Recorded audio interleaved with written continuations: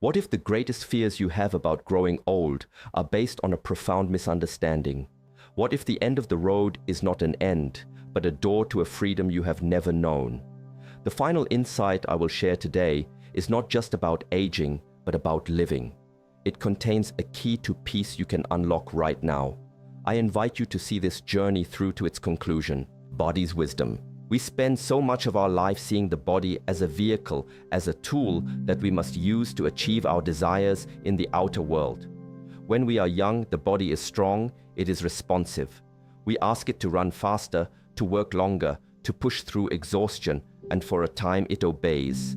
We see it as a possession, something that serves the ambitions of the mind, the ambitions of our ego. We measure its worth by its performance, its speed, its appearance, its ability to conquer the challenges we place before it. But a great shift occurs, a shift that is as unavoidable as the changing of the seasons. As the years accumulate, this tool begins to speak a different language, a language not of performance, but of presence, a language not of what it can do, but of what it is. And this is the first great transformation that happens when you reach an age like 80. The body becomes the teacher. It is no longer your servant, but your guide. Every ache in the morning, every stiffness in the joints is not a failure, but a lesson in humility. It is a gentle but firm reminder of the truth of impermanence, a truth we spend most of our lives trying to ignore. When you can no longer spring from your bed and rush into the day, you are forced to become deliberate. You are forced to become aware of the simple act of rising, of placing your feet on the floor. In this slowness, there is a profound gift. It is the gift of the present moment. The haste of youth is replaced by a mandatory mindfulness. You cannot afford to be careless in your movements, and so you become exquisitely attentive. The body teaches you patience in a way that no book or lecture ever could. It demands your respect, your listening, and when you start to listen, you begin to understand its wisdom. The wrinkles on the skin are not a sign of decay, but a map of a life lived. Each line is a story of laughter or of worry, or of deep concentration. The hands that have become thin and fragile are the same hands that built a life, that held loved ones, that worked and toiled. To look at them, not with dismay, but with reverence, is a profound spiritual practice. The youthful obsession with a smooth, unblemished appearance gives way to an appreciation for the beauty of what is real, what is earned. An old tree is not seen as ugly for its gnarled branches and its weathered bark. On the contrary, we see its strength, its resilience, its character. We understand that its form is the result of standing through countless storms and seasons. Why do we not afford our own bodies this same respect and understanding? At 80, you are given the opportunity to finally see your body not as an ornament, but as a testament. This shift changes your entire relationship with existence. When the body can no longer keep up with the mind's endless desires for more activity, for more doing, the mind is finally invited to rest. It is a forced quietude, yes, but within it lies liberation. You begin to differentiate between the essential and the non-essential. Is it truly necessary to rush to that event? Or is there a quiet joy in simply sitting by the window, observing the light change in the sky? The body, in its limitations, provides a new set of priorities. It guides you away from the noise of the world and toward the silence within yourself. It is no longer about conquering the mountain. It is about becoming the mountain, still, present, and deeply rooted in the simple fact of being. This is not a resignation. It is an alignment with reality. It is the beginning of a peace that is not dependent on external capabilities, but is found in the deep, quiet truth of what remains. The wisdom of the body is the first gateway. Time's embrace. For most of our lives, time is an adversary. It is a pressure. We feel we are running out of it. There is never enough time to do everything we want to do, to become everything we want to become. We structure our days with clocks and calendars, always trying to fit more in, to be more productive, to optimize every second. The future is a vast, open territory that we must conquer and fill with achievements. The past is often a collection of regrets or nostalgic longings, things we wish we had done differently or could experience once more. This relationship with time creates a constant low-level anxiety. We are living on a knife's edge. suspended between a past we cannot change and a future that has not yet arrived. The present moment is merely a stepping stone, a means to an end. But as you enter the later chapters of life, this entire structure can collapse. And what replaces it is a completely different understanding. At 80, you do not fight time. You learn to embrace it. The future is no longer an infinite horizon. It becomes a much shorter, more defined path. This may sound like a source of fear, but the effect it has on the human mind is one of profound clarification.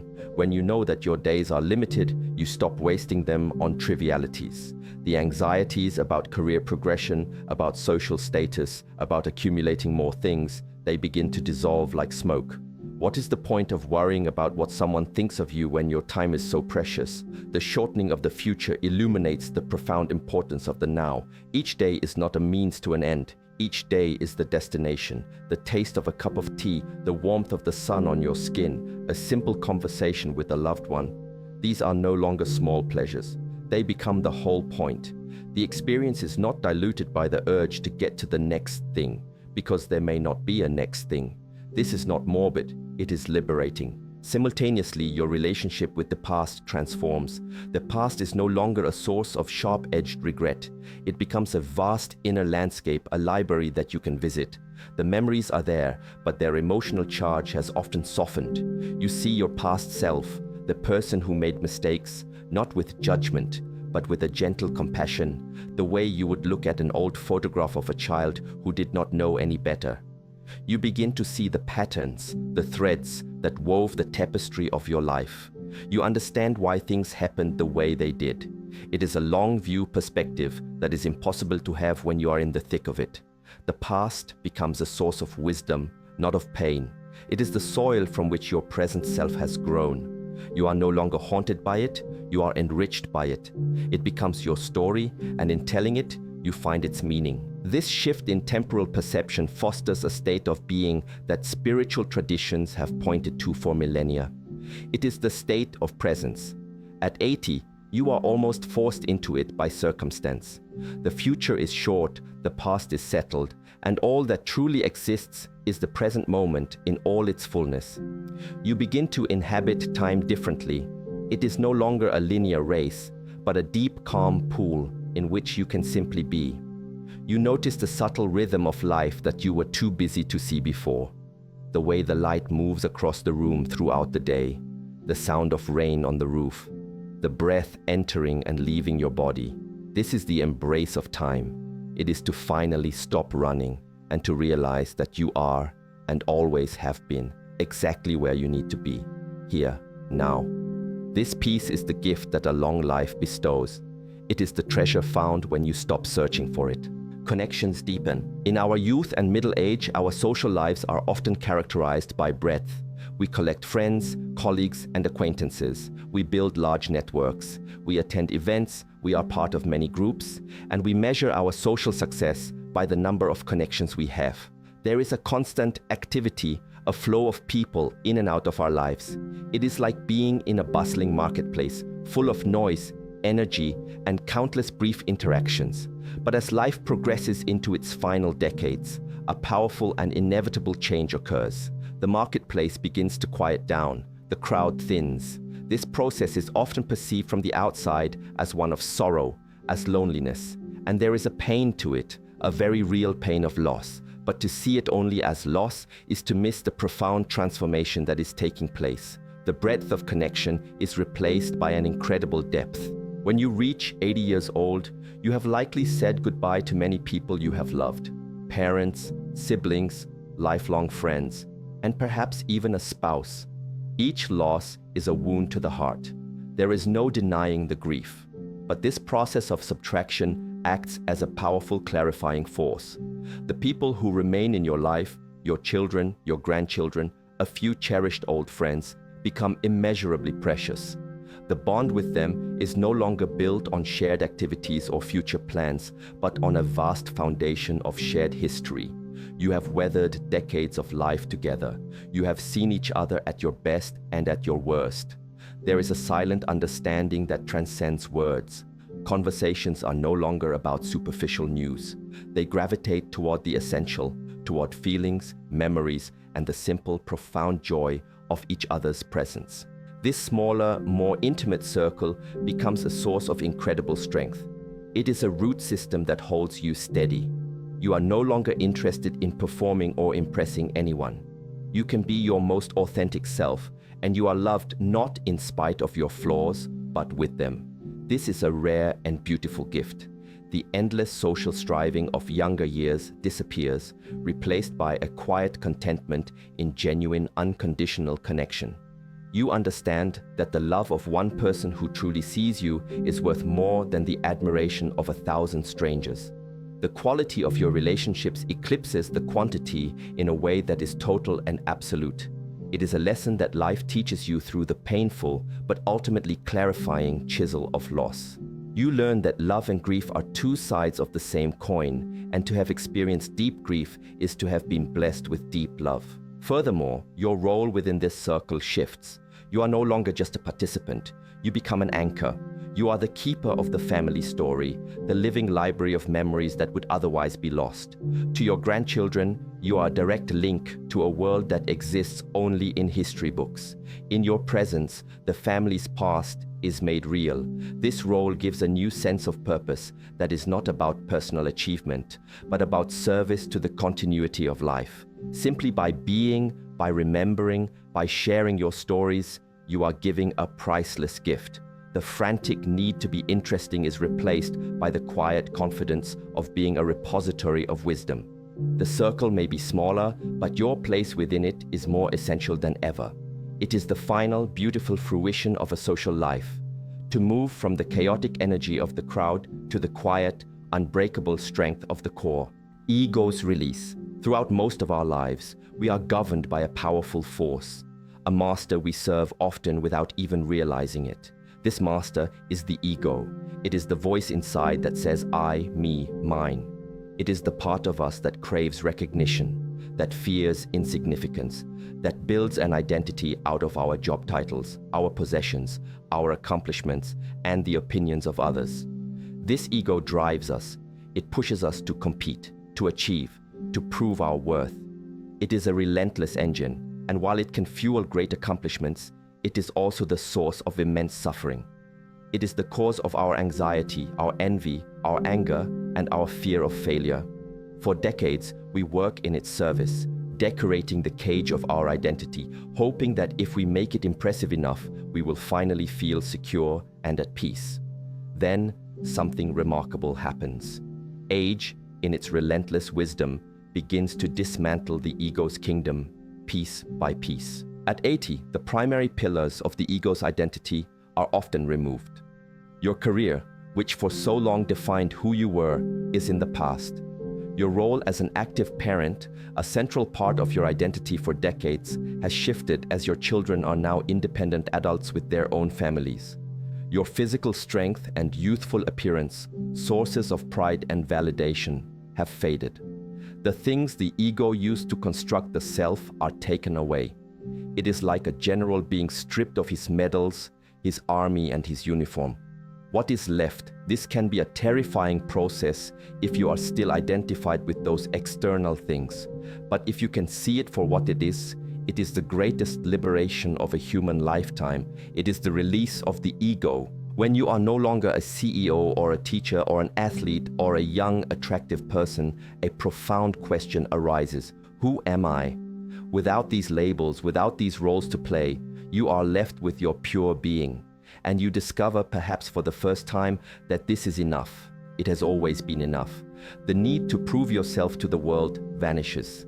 The desperate striving for validation quiets down. You are no longer defined by what you do, but by who you are in your essence, a conscious, feeling, experiencing being. There is an incredible lightness that comes with this. The burden of maintaining a public image is lifted. You can finally just be. You can be honest, you can be vulnerable, you can be quiet, you can be exactly as you are without apology. This release from the ego's grip fundamentally changes your motivation for action. You no longer do things to get something in return, praise, money, status. You begin to do things from a place of simple, intrinsic joy or a genuine desire to contribute. You might tend a small garden not to produce the best vegetables, but for the simple pleasure of putting your hands in the soil. You might tell a story to your grandchild not to sound wise, but to see the light of wonder in their eyes. The motivation shifts from getting to giving, from taking to flowing. This is a return to a kind of innocence, but it is not the innocence of a child who is ignorant.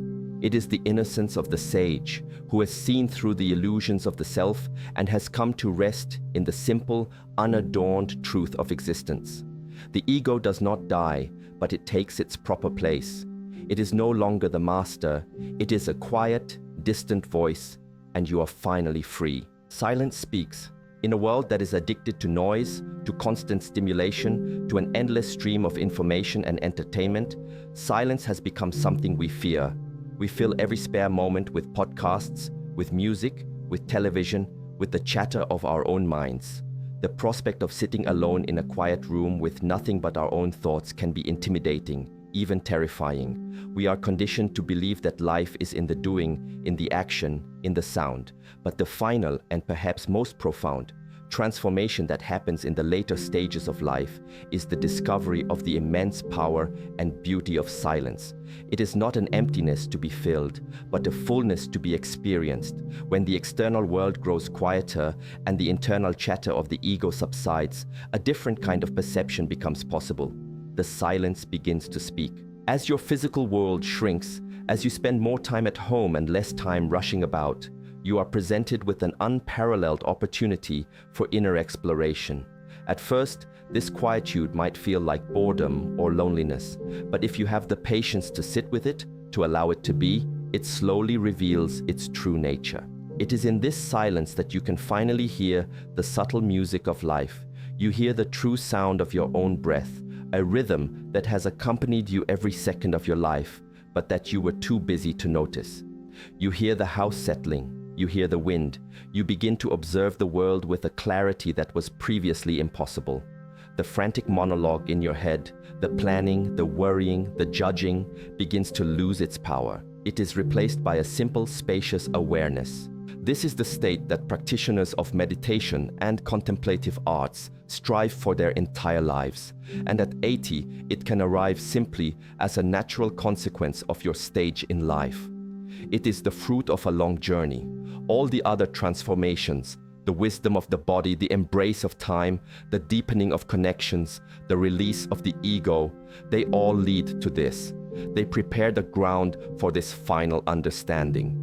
The silence is not an absence of sound, it is an absence of noise. And in that pristine space, true wisdom can arise. Insights about your life, about the nature of love, about the meaning of it all, can bubble up to the surface, not because you were searching for them, but because you finally created the space for them to be heard. You discover that you do not need to be constantly entertained. Your own consciousness, your own presence, becomes the most fascinating subject of observation. There is a deep peace in this. It is a sense of being complete, of needing nothing more than what is already here. You become a silent observer of the great dance of life unfolding around you and within you. This is the ultimate freedom. It is freedom from the relentless need for more. It is freedom from the fear of being alone. It is freedom from the tyranny of your own mind. To find richness in silence is to find a wellspring of peace that can never run dry. It is to understand that the final destination of this long journey is not a place you arrive at, but a state of being you finally allow yourself to inhabit. It is to come home to yourself. This journey through the seasons of a life does not lead to a desolate winter, but to a place of profound clarity.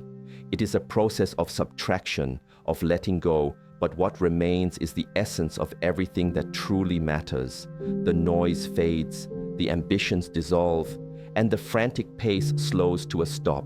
And in that sacred stillness, you find a peace that was unattainable in the heat of the day.